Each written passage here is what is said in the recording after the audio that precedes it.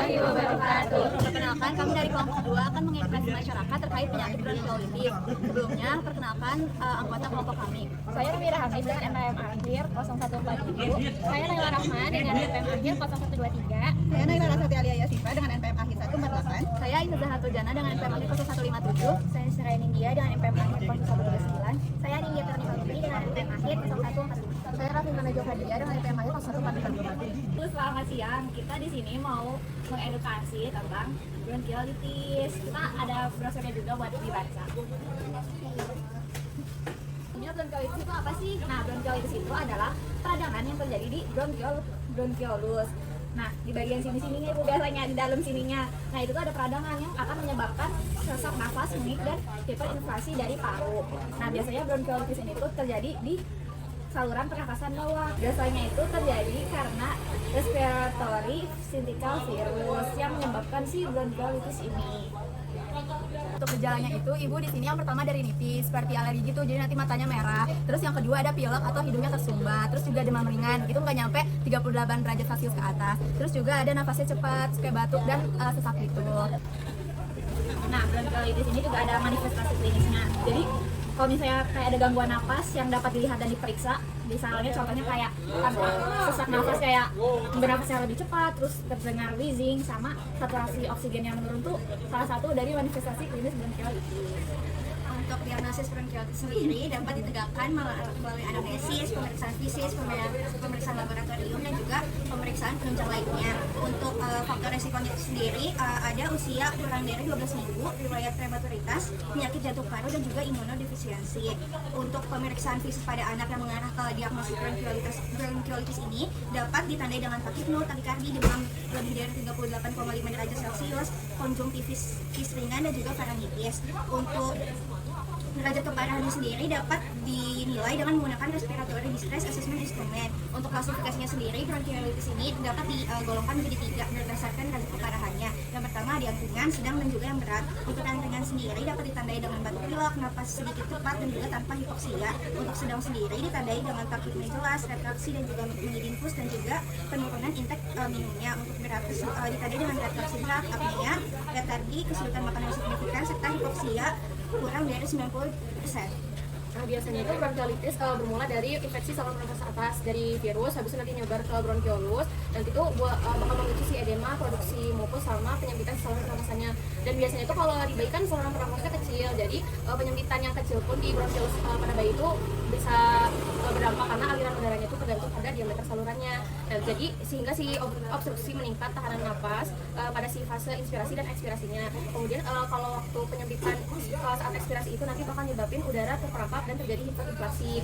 Gangguan aliran udara ini juga dapat menurunkan ventilasi alveolus, terus menimbulkan hipoksemia dini, sama kalau biasanya di hiperkapnia itu muncul kalau misalnya kasusnya udah berat atau saat si frekuensi napas meningkat hingga lebih dari 60 kali per menit. Kan kita itu lebih baik mencegah ya ibu daripada mengobati. Jadi untuk pencegahannya itu yang pertama ada cuci tangan sebelum memegang bayi atau anak, agar dipastiin dulu nih tangan kita itu udah bersih dari virus-virus. Terus yang kedua ada batasi kontak dengan orang yang sedang batuk atau pilek. Itu juga makanya kalau misalkan kita ketemu sama orang-orang yang kurang dikenal, itu lebih baik bayinya jangan dipegang-pegang sama orang lain. Terus ada dari asap rokok di sekitar bayi karena bayi ini lebih sensitif terkena penyakit, lebih gampang sesak. Terus selanjutnya ada berikan ASI eksklusif selama 6 bulan karena itu bisa meningkatkan imunitas bayinya. Lalu hindari keramaian terutama saat musim infeksi pernafasan. Soalnya karena bayi sendiri masih rentan, jadi lebih mudah terkena infeksi. Yang terakhir ada jaga kebersihan dan ventilasi rumah, pastikan aliran udara itu bersih. Karena kan kita ini pastinya akan tinggal di rumah gitu. Jadi kalau misalkan rumah kita kotor, berdebu, itu juga bisa memperparah dari infeksi ini. Nah, kalau misalkan ibu melihat anak ibu atau keluarganya masih kecil ngalamin gejala-gejala yang tadi udah disebutin, boleh langsung aja diperiksa ke fasilitas kesehatan terdekat. Nanti itu biasanya pemilihan obatnya ada bronchodilator, ribavirin, sama antibiotik, tergantung keparahan penyakitnya serta rekomendasi dari dokter. Kalau misalkan sampai dirawat inap, biasanya itu ditambahin oksigen tambahan ibu. Kalau misalkan saturasi oksigennya itu kurang dari 90%, nanti bakal dievaluasi terus juga lebih lanjut. Kalau misalkan udah lebih dari 90%, bakal diberhentiin. Oh ya ibu, untuk alat penunjangnya itu ada 3. Yang pertama itu ada nebulizer yang bentuknya kayak gini bu, yang ada maskernya. Nah itu adalah alat untuk mengubah obat menjadi uap. Jadi cara pakainya itu obatnya dimasukin ke dalam sini, terus tinggal si maskernya itu dipakai. Kemudian itu ada alat yang kedua, itu ada suction hidung manual. Ini tuh obat untuk mengencerkan lendirnya. Kayak selanjutnya itu ada humidifier. Humidifier itu cara gunanya tinggal disimpan di kamar anak. Nah, si alat-alat semua ini tuh sebenarnya bukan alat buat penyembuhan bronkiolitisnya, tapi untuk meringankan gejala ketika anak itu terkena bronkiolitis, dan juga bisa membantu pernapasan anak agar lebih nyaman gitu, Ibu. Sekian Ibu edukasi dari kami. Mudah-mudahan ada manfaatnya dari kita apa yang udah kita jelasin. Sehat selalu Ibu. Terima kasih Ibu. Selamat siang Ibu. Kita di sini mau edukasi terkait bronkiolitis. Seperti ini ada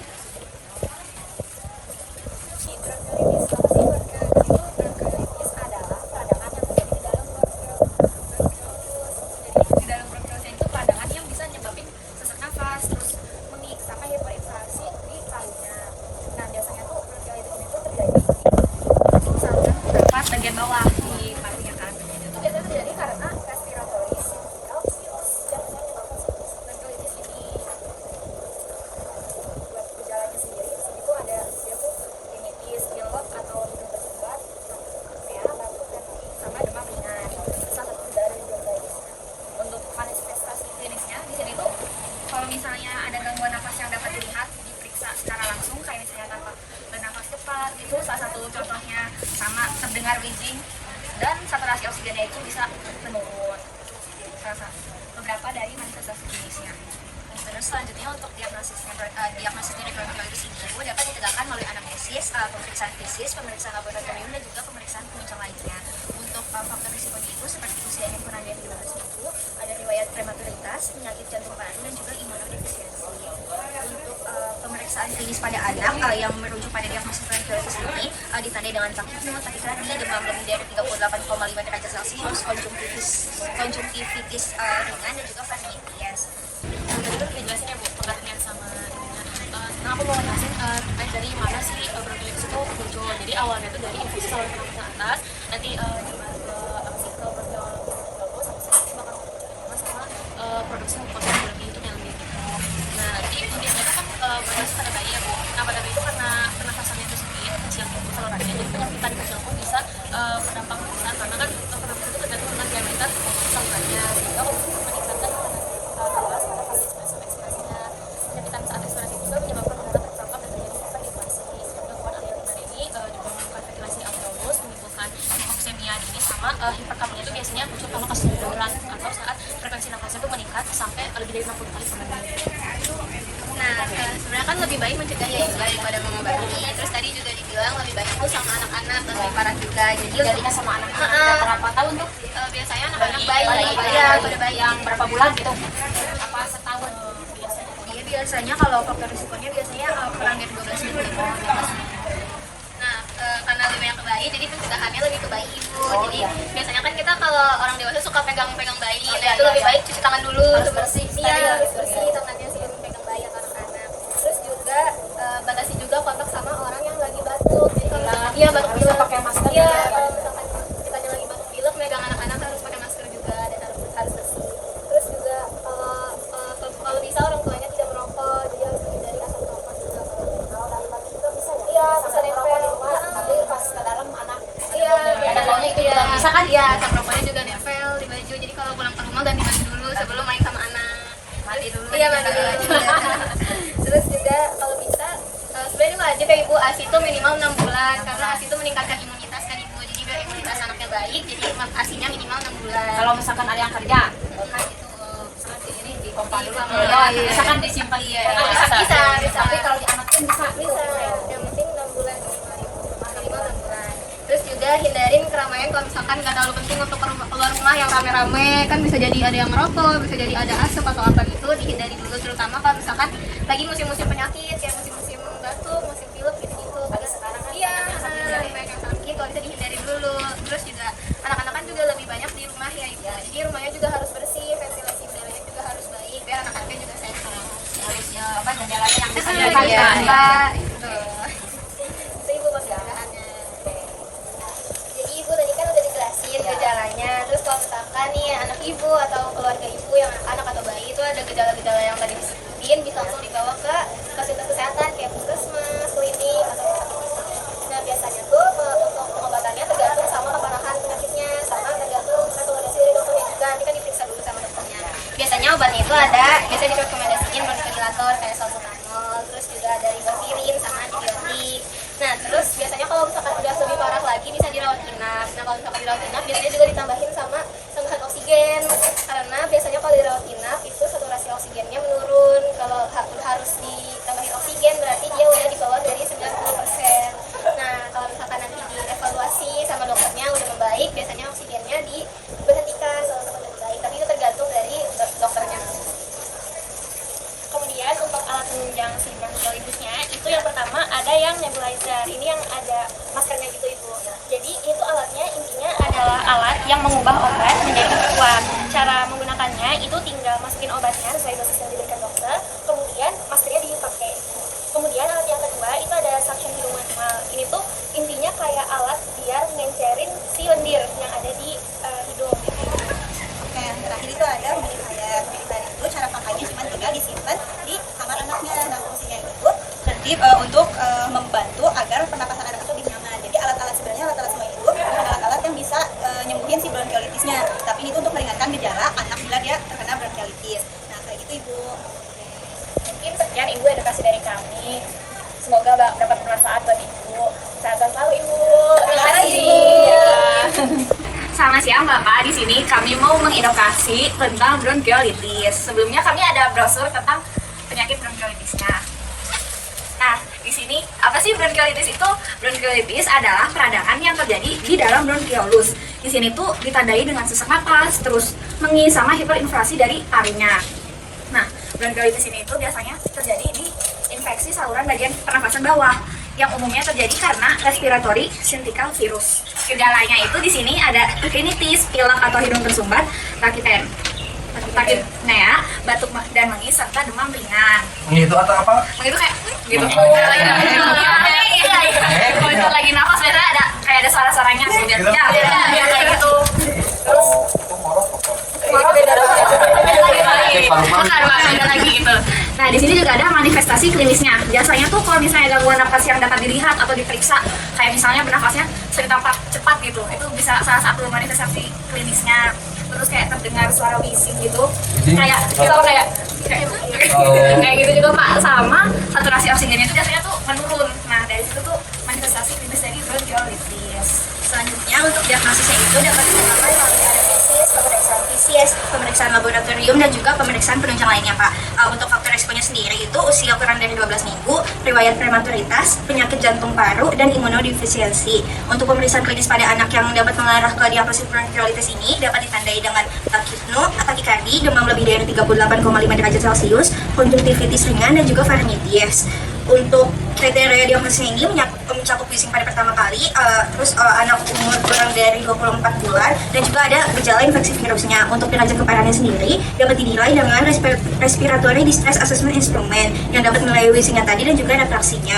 Untuk bronkiolitis ini dapat dibagi menjadi 3 berdasarkan derajat keparahannya Pak, yaitu yang pertama ada yang ringan, yang kedua ada yang sedang, dan juga ada yang berat. Untuk yang ringannya sendiri ditandai dengan batuk pilek, napas sedikit cepat tanpa hipoksia. Untuk sedang menunjukkan takipnea jelas, retraksi, mengidifus, dan penurunan intake minum. Untuk yang beratnya ditandai dengan retraksi berat, apnea, letargi, kesulitan makan yang signifikan, serta hipoksia kurang dari 90%. Nah, Bapak tadi kan udah dijelasin ya apa pengertiannya terkait bronkiolitis. Sekarang aku izin ngejelasin buat si terinfeksinya menjadi penyakit bronkiolitis. Jadi itu awalnya infeksi dari pernafasan atas, terus nanti nyebar ke bronkiolus. Habis itu yang bakal memicu edema sama mukus yang berlebihan. Mukus tuh kayak nah biasanya itu terjadi pada balita atau bayi. Nah, kenapa? Karena kan saluran pernafasan mereka tuh masih kecil. Nah, jadi kalau misalnya ada penyempitan sedikit pun itu bisa mempengaruhi si pernafasannya. Jadi bikin si obstruksi meningkat tahanan napasnya. Terus gangguan aliran udara ini juga nurunin ventilasi alveolus, menimbulkan hipoksemia dini, sama biasanya hiperkapnia itu muncul di kasus yang berat atau saat frekuensi napasnya meningkat hingga lebih dari 60 kali per menit. Nah, tadi juga kan dari jelasin Pak, kebanyakan tuh pada anak-anak sama bayi. Jadi gimana sih cara mencegahnya? Karena kan juga lebih baik untuk mencegah daripada mengobati kan, terutama pada anak-anak. Nah, yang pertama kita kan sebagai orang dewasa pasti sering main sama anak-anak. Jadi lebih baik untuk mencuci tangan dulu sebelum pegang anak, sebelum pegang bayi, sebelum main. Terus juga untuk membatasi kontak dengan orang yang sedang terinfeksi. Jadi kalau misalkan kita atau saudara-saudara yang lain lagi batuk atau pilek, lebih baik dibatasin dulu, kalau bisa pakai masker dulu, takutnya menular ke anaknya. Terus juga hindarin asap rokok di dekat bayi. Kalau misalkan habis ke tempat yang merokok atau habis merokok, lebih baik mandi dulu atau ganti baju dulu, karena asap rokok juga bisa nempel di badan dan baju. Terus juga lebih baik dan sebenarnya wajib kalau misalkan anak-anak atau bayi itu wajib diberi ASI minimal tuh 6 bulan, karena ASI itu kan membuat imun bayinya jadi bagus. Jadi minimal tuh 6 bulan bayi itu wajib diberi ASI. Kemudian juga hindarin keramaian, kalau misalkan nggak perlu banget untuk ke keramaian, kalau bisa di rumah aja, karena di keramaian itu mungkin ada virus, mungkin ada bakteri yang bisa menyerang ke bayinya. Terus juga jaga kesehatan dan kebersihan dari rumahnya itu, terutama di ventilasi udara, karena anak kan juga lebih banyak main di rumah ya Pak, jadi kalau bisa rumahnya juga harus bersih dan udaranya juga bersih. Terus tadi kan juga udah dijelasin gejalanya, kalau misalkan kayak misalkan anak bapak atau keluarga yang ada gejala kayak gitu, terutama bayi atau anak-anak, bisa langsung dibawa ke dokter, ke puskesmas atau ke rumah sakit, karena takutnya terjadi bronkiolitis. Terus nanti juga bakalan diperiksa sama dokternya, dan biasanya juga bakal direkomendasi obat. Nah, obatnya itu biasanya ada bronchodilator, terus ada ribavirin sama antibiotik. Itu juga tergantung sama keparahan dari penyakitnya, juga tergantung dokternya mau merekomendasikan obatnya apa. Terus juga biasanya kalau misalkan udah agak parah atau lebih parah, biasanya bisa dirawat inap. Nah, kalau dirawat inap itu biasanya dikasih oksigen tambahan. Nah, oksigen tambahan ini dikasih kalau misalkan saturasi oksigennya nanti dicek sama perawat atau dokternya itu di bawah 90 derajat. Biasanya dikasih oksigen tambahan. Terus juga nanti dievaluasi dengan ketat oleh perawat dan dokternya. Kalau misalkan sudah membaik, nanti oksigennya akan diberhentikan, seperti itu Pak. Oke Bapak, kemudian untuk alat penunjangnya itu ada yang pertama nebulizer, yang ada masker-masker ini. Nah, ini nebulizer ini sebenarnya alat yang digunakan untuk mengubah obat menjadi uap udara itu. Cara pakainya itu tinggal obat sesuai resep dokter itu dimasukin ke alatnya, kemudian pakai maskernya. Kemudian untuk alat penunjang yang kedua itu ada suction hidung manual. Ini tuh untuk mengencerkan lendir biar napasnya lebih lega. Oke, untuk yang terakhir itu ada humidifier. Humidifier itu cara gunanya itu tinggal disimpan di kamar anaknya. Nah, fungsi dari humidifier ini itu biar membantu pernapasan anak itu lebih nyaman. Nah, jadi semua alat yang ada di sini itu sebenarnya bukan alat buat mengobati bronkiolitisnya, tapi di sini itu untuk mengurangi gejala kalau anak itu mengalami bronkiolitis, dan jadi nanti nafas si anak itu lebih nyaman. Mungkin sekian Bapak edukasi dari kami. Terima kasih banyak sudah mau mendengarkan. Semoga bermanfaat ya Bapak. Sehat selalu.